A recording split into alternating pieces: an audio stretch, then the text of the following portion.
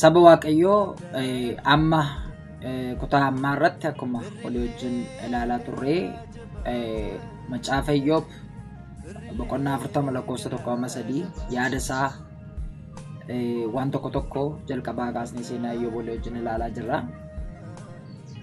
Seexanni Iyyoobiin egaa kan inni qoreef, kan inni barbaadeef, kan inni mana isaa kasaseef waan inni qabeenyaa baay'ee qabuuf otoo hin ta'in qajeelummaa isaatiif isa kasase. Seexannarrayyuu qabeenyaa inni jireenya namaatti inaafu qajeelummaadha malee baay'ina qabeenyaa lafa kanarraa miliyoona nuyi qabnu miti. Baay'ina saawwanii, baay'ina gaalotaa inni qabu irratti miti.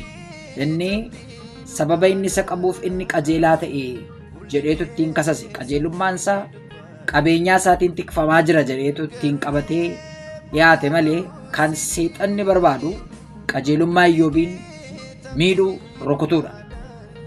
Waaqayyo immoo qajeelummaan Iyyoob maal keessa akka jiru waan beekuuf Iyyoob matumaallee qabeenyaan isaa yoo rukutame iyyuu Waaqayyoon ganuu, qajeelummaa isaa ganuu akka hin dandeenye waan amaneef dabarsee itti kenna. Har'a waa tokko akkas hubattan nan barbaada. Qajeelummaan Iyyoob qabeenyaa olaanaa inni qabudha. Qabeenyaan inni qabu keessaa qabeenyaan lubbu qabeessi, qabeenyaan saamamuu hin dandeenye, qabeenyaan du'ee hafuu hin dandeenye qajeelummaa Iyyoobidha. Qabeenyaan baay'een hin bada. Saawwan akkuma margine dhumuudhaaf jiru. Gaaloti rakkinni wayyoo irratti ga'e seexanni yoo ittiin nama lole dhumuudhaaf jiru. Qabeenyaan nama jalaa dhumuu, saamamuu, baduu hin dandeenye yoo namni du'e iyyuu nama wajjin du'aa kan ga'u garuu qajeelummaadha. Yoo namni du'e iyyuu du'aa kan nama kaasu, yoo nama jalaa bade iyyuu kan galu, yoo namni miidhama gurguddaa keessaa bahuu hin dandeenye keessa akka biyya lafaatti galeera jedhame iyyuu boolla sana keessaa kan baasu qajeelummaadha. Namoonni baay'een immoo qabeenyaa caalu qajeelummaa ta'uusaa, hariiroo waaqayyo wajjin qaban ta'uusaa, wal hubannoo waaqayyo wajjin qaban ta'uusaa hin hubanne. Namoonni baay'een waanuma xixiqqaadhaan kiristaanummaa isaanii ganaa, qajeelummaa isaanii ganaa, waaqayyo wajjin wal lolaa, waaqayyoon arrabsaa, lubbuu isaanii miidhaa, seexan harka bu'aa, seexanaan saamamaa oolu. Seexanni yeroo hundumaa saamuudhaaf balleessuu kan inni barbaadu qajeelummaa isa lubbuun keenya itti gargaaramtuudha malee qabeenyaa nuyi ala kanarraa ilaallu miti. Qabeenyaa nuyi ala kanarraa ilaallu seexanni waan ittiin godhu hin qabu. Seexanni isa kana hin barbaadu. Seexanni isa kana hin dhabne.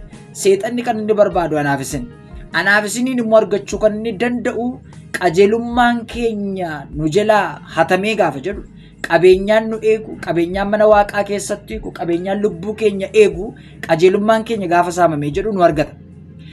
Har'a garuu kutaa kana keessatti akkuma ilaalle Iyyoob qabeenyota isaa hundumaa balleesseetu seexanni qabeenyaa isaa hundumaa balleessee qajeelummaa isaa bira ga'uu dide. Qajeelummaa isaa kana bira ga'uudhaaf qabeenyaa isaa balleessuu qofayyuu otoo hin ta'in hababbala garaagaraa karaa firoottan isaatiillee godheera. Waan inni hin goonne illee akka inni shakkamu, waan inni hin balleessine illee tarii ati nama akkasiiti, tarii waaqayyoon gaddisiisteetta jedhamee wanti onnee isaa dhukkubsu tokkotti dubbatameera. Karaadha manaa isaatii immoo sichisiif qajeelummaan waan godhu hin qabu jechuudhaan ganii du'i jechuudhaan haati manaa isaallee akka itti dubbattu akka inni ishee dhaga'ullee godheera. Akka inni ishee dhaga'u, akka inni isheen itti dubbattee isa dhageessifattu illee yaalii godheera. Iyyoob garuu dhaga'uu hin dandeenye. Iyyoob nama qajeelaadha. Iyyoob nama qabeenyaa qajeelummaatti amanuudha. Iyyoob nama qabeenyaa qabu sanatti amanu otoo hin ta'in dhalli isaa inni mararfatullee jalaa hamma du'anitti, hamma badanitti qajeelummaa isaa garuu qabatee hamma hafutti ga'e. Anqullaakoon waaqayyo biraa dhufe homaa fideen dhufne, homaa fuudhee ol hin deebi'u. Wanti nasitti argadhu kun ergan argadhe kan argadheedha. Wanta ol ba'u fuudhadhee ol hin ba'u. Kanaa jedhee waaqayyo wajjin walitti hin buunu. Wanta gaarii harka waaqaa keessaa akkuma fudhanne wanta hamaas immoo fudhachuuf jirra jedhee deebii gabaabaa kenne. Seexana afaan cufe. Seexana karaa adda addaatti dhufu afaan cufe. Yaa obboloota koo kiristaanummaan keessan har'a maal keessa jira? Barattanii barumsi waan isinii galuu dideef meeqan keessantu waaqayyoon gane? qabeenyaan isin qabdan karaa adda addaa isin jalaa waan badeef meeqan keessattuu waaqayyoon gane, meeqan keessattuu waaqayyo irratti ga'e, meeqan keessattuu waaqayyoon waaqessuu dide, meeqan keessattuu iddoo aarsaa keessanii diige, meeqan keessattuu waldaa dhiise, meeqan keessattuu sooma waaqayyo irratti qabdan dhiiftan. Waaqayyo karaa kana akkan isinitti dubbadhuuf kan inni kaa'e qajeelummaa keessanitti deebi'a, iddoo aarsaa keessanitti deebi'a. Qabeenyaan keessan qabeenyaa caalu qajeelummaa keessanidha. Iddoo aarsaa keessanidha. Hariiroo isin waaqayyo wajjin qabdanidha. Namni hariiroo waaqayyo wajjin qabu yoo du'e iyyuu hin ka'a. Namoonni tokko garuu dafanii abdii isaanii kutu.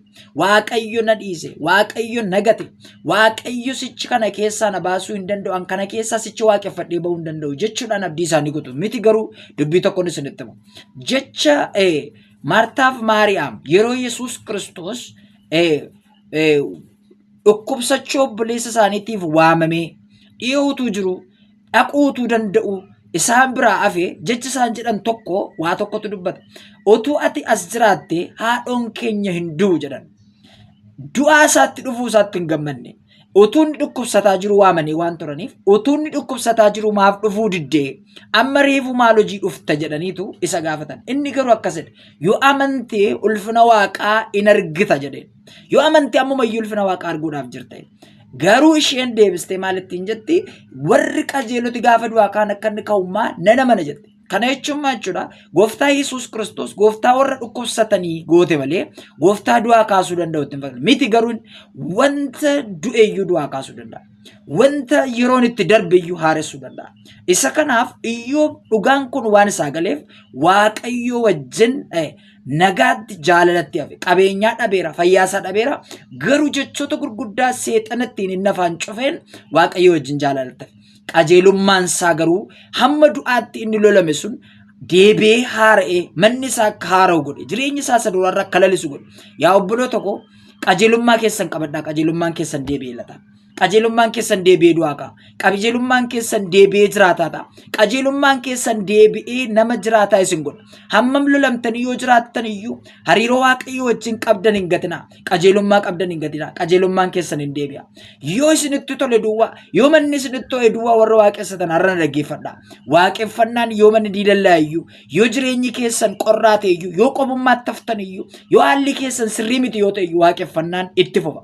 Waaqeffannaan itti fufa. Waaqayyoon waaqessuun itti fufa. Tajaajiluun itti fufa. Kadhachuun itti fufa. Yoo kun kan itti fufu ta'e wanti isin jalaa bade hin deebi'a. Wanti isin jalaa goge deebi'ee marga deebi'ee lata. Wanti isin jalaa du'ellee deebi'ee ka'a. Seenaan Iyyoob seenaa kana of keessatti qabata.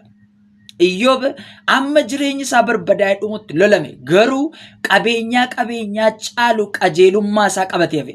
Qajeelummaa isaatti bu'uu hin dandeenye. Qajeelummaan Iyyoob jireenya Iyyoob deebisee akka inni latu godhe. Akka inni haara'u godhe. Isa kanaaf iddoo kana keessatti ati waan hundumaa gochuu akka dandeessu ani beeka jedhe. Qormaata hundumaa erga darbee jedhe. Qormaata hundumaa keessa qabeenyaa caalu erga dabarfatee jedhe. Lolaan rabaa keessa erga dabarfatee jedhe. Rakkina karaa adda addaatti dhufu keessa erga dabarfatee jedhe. Deebee haara'uusaa, deebee iddootti deebi'uusaa, waaqni inni amanate kun iddootti isa deebisuusaa amaneetu yookiis argeetu deebee maal jedhe. Ati waan hundumaa gochuu akkatti dandeessu ani beeka. Akeeka kee karaatti kan hambisu hin jiru jedhe. Bagan sin ganin jedhe. Bagan sirratti hin ka'in jedhe. Bagan haasaa manaa koo hin dhagahin jedhe. Bagan waan yaada koo keessaa natti ka'u hin dhagahin jedhe. Bagan haasaa firoottan koo hin dhagahin jedhe. Bagan waan sammuun koo itti lolamu sana dhaga'ee isatti hin kufin bagan sitti hafe. Bagan qajeelummaa kootti hafe. Qabeenyi koo naa deebi'eera. Iddootti na deebisteetta jedheetu waan hundumaatiin waaqayyoon galateeffata ture. Dhuga ba'umsa akkasii qabaachuu yoo barbaaddan jireenyi keessa yoo bade kadhata keessan hin dhiisina. Dhuga ba'umsa akkasii qabaachuu yoo barbaaddan wanti isin qabdan isin jalaa yoo bade waaqayyoon waaqeffachuutti booddee hin deebina. Waaqayyo irratti hin gungumina. Waaqayyo irratti hin ka'ina. Tajaajilaa jirtu yoo ta'e tajaajila keessan gadi hin buusina.